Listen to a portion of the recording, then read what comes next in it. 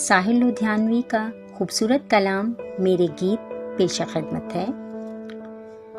میرے سرکش ترانے سن کے دنیا یہ سمجھتی ہے کہ شاید میرے دل کو عشق کے نغموں سے نفرت ہے۔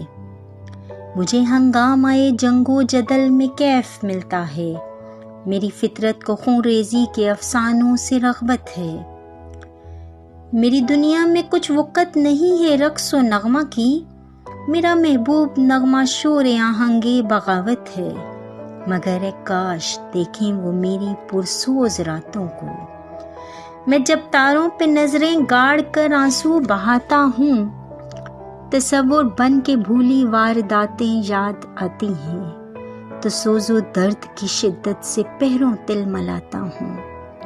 کوئی خوابوں میں خوابیدہ امنگوں کو جگاتی ہے، تو اپنی زندگی کو موت کے پہلو میں پاتا ہوں۔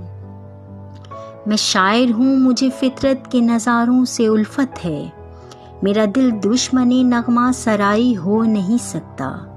مجھے انسانیت کا درد بھی بخشا ہے قدرت نے، میرا مقصد فقط شعلہ نوائی ہو نہیں سکتا۔